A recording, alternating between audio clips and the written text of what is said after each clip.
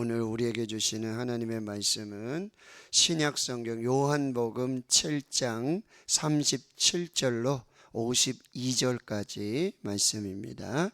신약성경 156페이지 요한복음 7장 37절로 52절까지 말씀 함께 한 목소리로 읽겠습니다. 명절 끝날 곧 큰 날에 예수께서 서서 외쳐 이르시되 누구든지 목마르거든 내게로 와서 마시라. 나를 믿는 자는 성경에 이름과 같이 그 배에서 생수의 강이 흘러 나오리라 하시니 이는 그를 믿는 자들이 받을 성령을 가리켜 말씀하신 것이라. 예수께서 아직 영광을 받지 않으셨으므로 성령이 아직 그들에게 계시지 아니하시더라. 이 말씀을 들은 무리 중에서 어떤 사람은 이 사람이 참으로 그 선지자라 하며 어떤 사람은 그리스도라 하며 어떤 이들은 그리스도가 어찌 갈릴리에서 나오겠느냐. 성경에 이르기를 그리스도는 다윗의 씨로 또 다윗이 살던 마을 베들레헴에서 나오리라 하지 아니하였느냐 하며 예수로 말미암아 무리 중에서 쟁론이 되니 그 중에는 그를 잡고자 하는 자들도 있으나 손을 대는 자가 없었더라.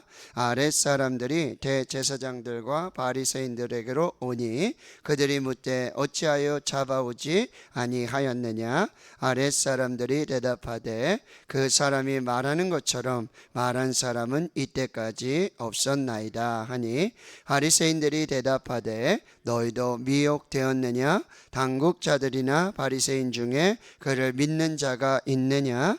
율법을 알지 못하는 이 무리는 저주를 받은 자로다. 그 중에 한 사람 곧 전에 예수께 왔던 니고데모가 그들에게 말하되 우리 율법은 사람의 말을 듣고 그 행한 것을 알기 전에 심판하느냐. 그들이 대답하여 이르되 너도 갈릴리에서 왔느냐. 찾아보라. 갈릴리에서는 선지자가 나지 못하느니라 하였더라. 아멘. 요한복음 7장은 이 수장절이죠. 네, 죄송합니다. 초막절, 수장절, 장막절에 예수님께서 예루살렘에 올라가셔서 또 성전에서 말씀을 전하시는 그런 말씀의 이야기입니다. 오늘 37절에 보면 특별히 이 명절 끝날, 곧 큰 날이라고 했는데 이제 보통 명절을 일주일 지내는데요. 첫째 날에 큰 날로 모이고요. 또 일주일이 지나서 또 여덟째 날, 그러니까 또 큰 날, 이 명절 곧 큰 날에 하나님 앞에 예배를 드리게 되는데요. 이 초막절은 여러분 이 광야 40년을 기념하고 그 은혜를 감사하는 것입니다.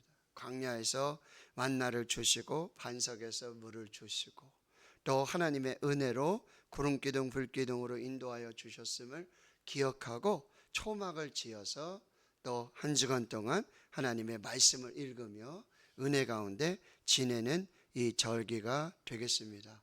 그리고 첫째 날 그리고 마지막 날에는 성전에 모여서 하나님을 예배하게 되는데 이 초막절 절기 첫째 날에는요 이제 제사장이 이 성전이 예루살렘 성전이 있는데 실로암 못에 가서 물을 기도하다가 성전에 이렇게 붓습니다. 그래서 스가랴 14장 8절의 말씀처럼 그날의 생수가 예루살렘에서 솟아나서 만국으로 흘러가게 될 이 말씀을 읽게 되고요.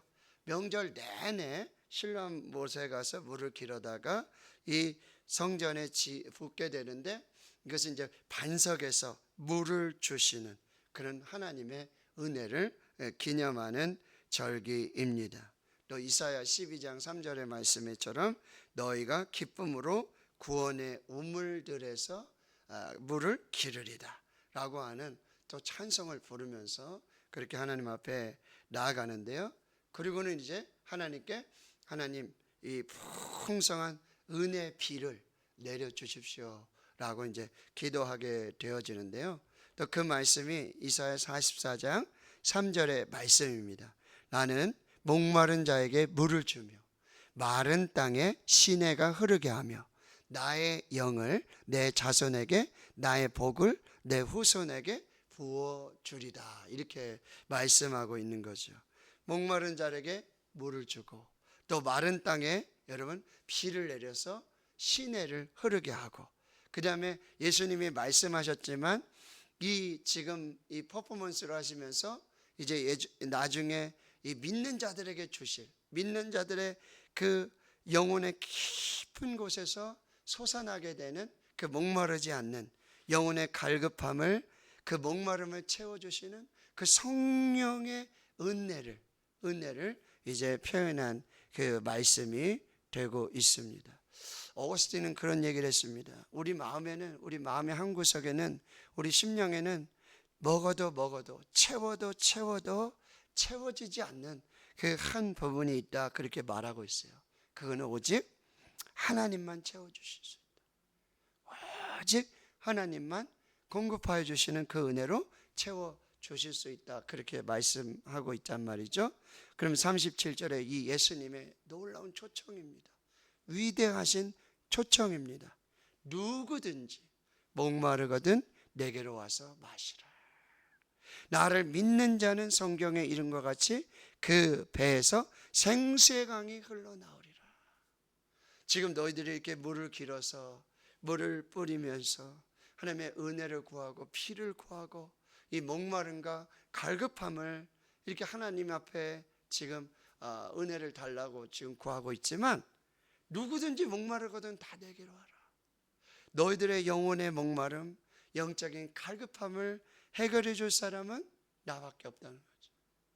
그리고 나를 믿는 자에는 생수의 강이 그렇게 흘러 넘치는 것처럼 그렇게 성령의 은혜로 충만하게 될 것이다, 그렇게 말씀하고 있다라고 하는 거죠.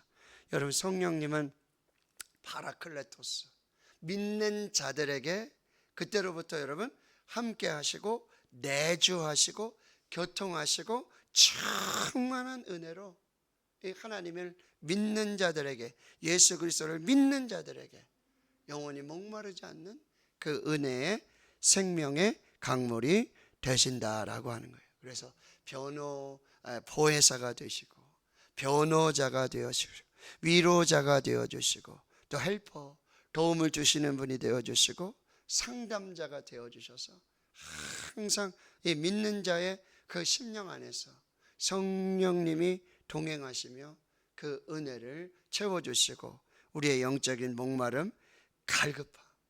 여러분, 요즘은 풍요 속의 빈곤이라고 그럽니다.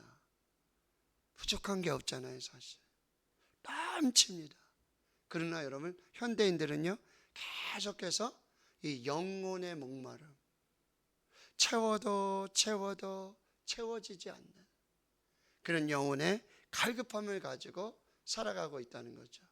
그들에게 진짜 필요한 것은 이 먹을 떡이 아니라, 그런 양식이 아니라 정말 예수가 필요하고요, 예수 믿는 자에게 이 생수의 강처럼 흘러나오는 성령의 은혜가 필요하다라고 하는 거죠.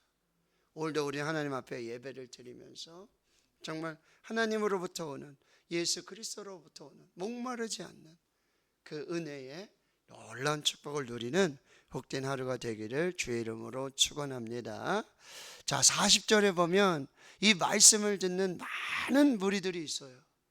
근데 그 다양한 이 반응들을 보게 되어지는데, 어떤 사람은 이 사람이 참으로 그 선지자다, 오병이어의 기적에도 이 사람이 참 선지자다, 우리가 이 사람을 임금 삼아야 되겠다 라고 하는 반응들이 있었잖아요.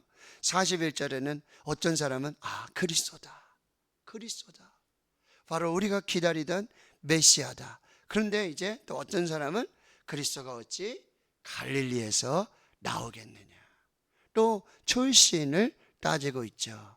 근데 사실 이거는 반은 알고 반은 모르는 거예요. 42절에도 이들은 성경에 말하기를 그리스도는 다윗의 씨로 또 다윗이 살던 베들레헴에서 나오리라 하지 않았느냐, 이 말이 맞잖아요. 이 말을 알고 이 말을 믿고 있는데도 예수님은 실제로 있잖아요, 베들레헴에서 태어나셨잖아요. 유대 베들레헴에서 마음가나에서 태어나셨잖아요. 맞잖아요. 그런데 이제 사시기를 저 갈릴리 나사렛에서 30년을 사셨으니 다들 생각하기로 나사렛 출신이다, 갈릴리 출신이다, 이렇게 생각하는 거죠.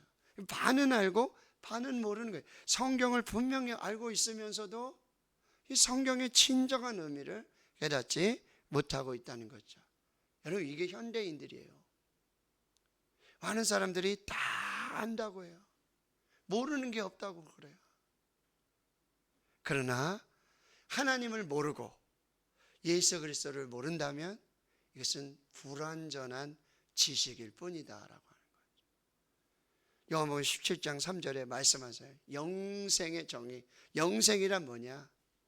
하나님과, 유일하신 하나님과 그의 보내신 자 예수 그리스도를 아는 것이다. 이 알다라는 것은 믿는 것이다. 이게 영생이라는 거예요. 근데 그들은 성경도 알고, 또 우리가 5장에서 봤지만 성경은 여러분 예수 그리스도를 증거하지 않습니까? 그런데도 그렇게 성경을 읽고 성경을 안다라고 하지만 예수 그리스도를 알지 못하는, 믿지 못하는 이 반쪽의 지식을 가지고 산다라고 하는 것이죠. 다 알고 있어요. 그럼에도 불구하고 이 그리스도 예수를 모르고 믿지 못하고 있다라고 하는 거죠. 자, 43절에도 이래서 예수로 말미암아 무리 중에 이제 쟁론이 일어나고요. 44절에 예수를 잡고자 하는 많은 사람들이 있지만 손을 대는 자가 없어요. 이유는요, 아직 때가 되지 않았기 때문에. 아직 때가 되지 않았기 때문에. 그러면서 여러분 45절에 보면 이 아랫사람들과 대제사장들과 서기관 바리새인들의 대화가 나와요. 이 뉘앙스는 이런 거죠. 대제사장들과 바리새인들은요, 지금 아랫사람들을 보내서 성전의 경비병들이라든지 이런 사람들을 보내가지고 지금 예수를 잡아오라고 지금 명령을 했던 거예요. 그런데 지금 잡아오지 않고 빈손으로 왔단 말이에요. 그러니까 46절에 이 아랫사람들은 이 사람이 말하는 것이, 이렇게 말한 사람은 아직까지 없었습니다. 이런 말씀을 하는 사람은 없었습니다. 바리새인들이 너희도 미혹되었느냐? 당국자들이나 바리새인 중에 그를 믿는 자가 있느냐? 율법을 알지 못하는 이 무리는 저주를 받은 자로다. 이 대제사장들과 바리새인들은요, 이렇게 교만해서, 이렇게 여러분 우월의식과 특권의식을 가지고 독선적으로 이 사람들의 말을 듣지 않는 그런 신앙을 가지고 있었다는 거죠. 이것도 우리가 조심해야 될 그런 신앙의 모습이라고 한다는 거예요.